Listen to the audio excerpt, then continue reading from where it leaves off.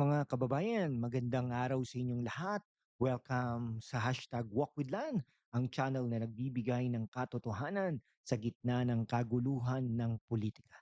Ako si Lan at ngayon tatalakayin natin ang isang mainit na issue na nagpapakita ng tunay na laban sa pagitan ng kapangyarihan at katotohanan. Si Ombudsman Jesus Crispin Boying Rimulya sinang-ayunan ang komentaryo ni Senate President Vicente Tito Soto na judicial overreach daw ang desisyon ng Supreme Court. Ano ba ito? Isang comedy skit o seryosong banta sa demokrasya? Joke lang ha, pero seryoso. Mga kabataan at OFWs, kung interesado kayo sa Philippine politics, ito ang episode para sa inyo. We will dissect it fact-based with a dash of wit para hindi kayo mabore. Ang Supreme Court ay nag-declare na unconstitutional ang articles of impeachment against Vice President Sara Zimmerman Duterte. At heto, sina Remulla at Soto nagrereklamo. Bakit tayo pabor sa Supreme Court? Stay tuned. Hit that like button na, subscribe, and turn on notifications. Let's walk this out. Una, let's set the stage. Noong late 2025, nag-file ang House of Representatives ng articles of impeachment laban kay Vice President Sara Duterte, accusing her of betrayal of public trust, graft at iba pa. Pero ang Supreme Court sa isang landmark ruling nag-declare na unconstitutional ito. Bakit? Dahil violated daw ang due process at ang exclusive power ng House. Pero actually, the Supreme Court said it diluted the House rule making authority. Wait, no, ha? Let's get the facts straight. Base sa official ruling from Supreme Court website or news reports, ang Supreme Court ay nag-rule na ang impeachment articles ay hindi sumusunod sa constitutional standards, specifically on the inflation process. Ito ay hindi overreach. It's upholding the Constitution.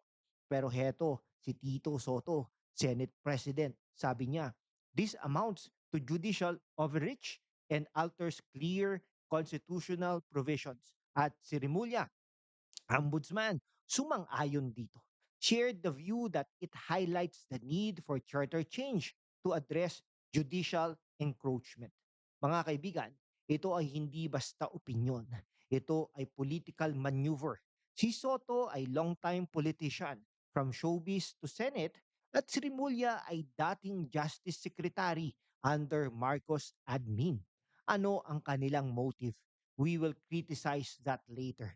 Para sa mga OFWs sa Middle East to US, imagine ninyo, habang kayo ay nagtratrabaho abroad, ang politika dito ay naglalaro ng power games. Engaging ba? Comment down below. Ano ang tingin ninyo sa Supreme Court ruling? Ngayon, let's zoom in on Tito Soto. Tito Sen from It Bulaga, host to Senate President, talk about a career pivot. Pero seriously, bakit siya nagrereklamo ng judicial overreach? Sa kanyang statement sa PNA, sinabi niya na ang Supreme Court ruling ay undue interference sa legislative powers. Pero wait, isn't that Supreme Court's job to interpret the Constitution? That's checks and balances 101, mga kabataan. Hypocrisy alert. Si Soto ay kilala sa kanyang anti-plagiarism stance. Pero remember that 2012 incident where he was accused of plagiarizing speeches? Now, he's accusing the Supreme Court of overreaching? Pot, meat, kettle. Witty ba? Pero fact-based. Base sa historical records, Soto has pushed for charter change before, lalo na on economic provisions. Ngayon, ginagamit niya ang impeachment issue para i-push ulit. Political bias. Si Soto ay allied with certain factions against Duterte's.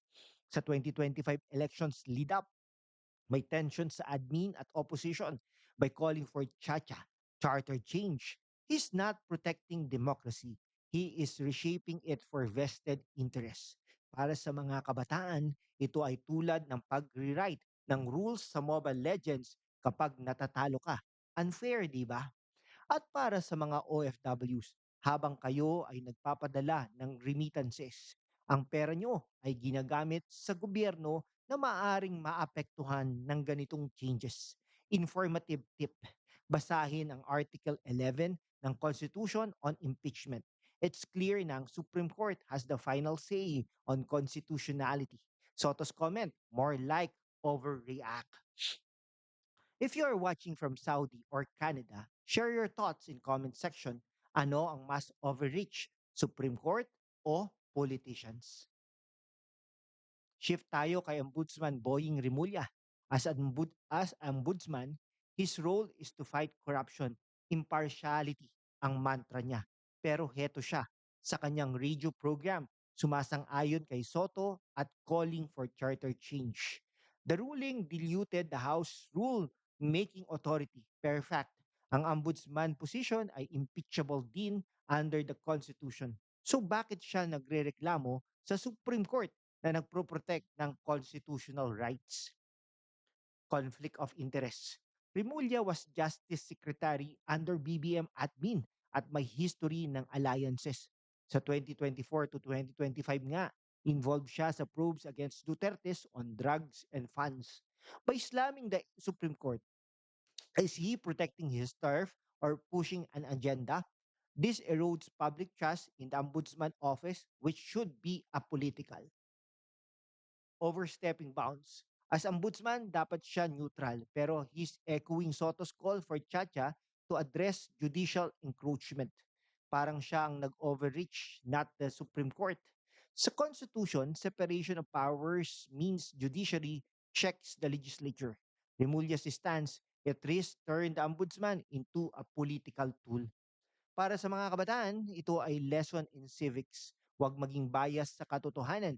OFWs, isipin ninyo kung mag-tsa o change ng charter, paano ito makakaapekto sa anti-corruption laws na protection ninyo.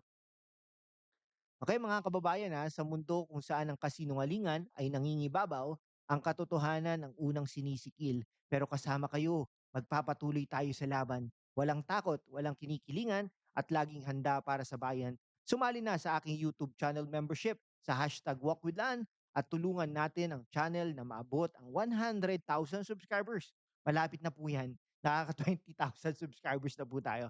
Ang inyong suporta ang susi sa kalayaan natin. Okay, para ipagpatuloy ang pagbabalita ng katotohanan. Salamat at kita-kits sa laban. Ngayon, bakit tayo pabor sa Supreme Court? Let's build this intellectually.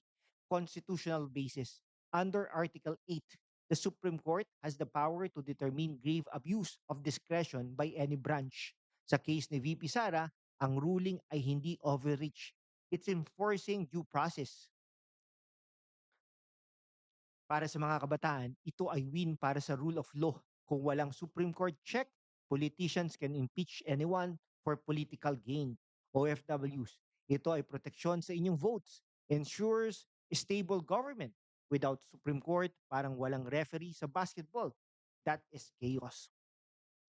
Look at US Supreme Court cases on impeachment, similar checks. Sa Pilipinas, past rulings like Estrada impeachment show Supreme Court's balanced role. Remulla and Soto's push for Chacha. It's reactive, not reformative. Ano kaya kung si Soto ang impeach? Would he call it for overreach too? Keep watching mga kaibigan. Comment your favorite part so far. Ngayon, let's widen the lens. Ano ang epekto nito sa Philippine politics? Ang call for Chacha ni Rimulya at Soto ay maaring magbukas ng pinto sa bigger changes like term limits or federalism. Pero, no, ito ba ay para sa bayan o para sa power? Para sa mga kabataan, ito ay chance to engage. Vote wisely in 2028. Okay, habang kayo ay nasa abroad, ang ganitong issues ay nakakaapekto sa ekonomiya at remittances. Basahin ang proposed Chacha bills. Marami ay bias, parang updating your phone OS. Pero baka mag-crash ang buong sistema. Lan, bakit bias sina Rimulya at Soto? Dahil nga sa alliances. Fact check from news.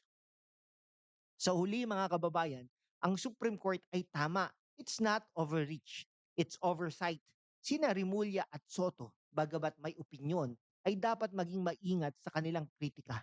Tayo bilang youth at OFWs ay dapat maging vigilant. Thanks for watching this couple of minutes deep dive. Like, share, comment. Sino ang susuportahan ninyo? Supreme Court o politicians? Subscribe for more fact-based content sa hashtag Wakwilan. Kita-kits next time. Stay woke and mabuhay po ang Pilipinas.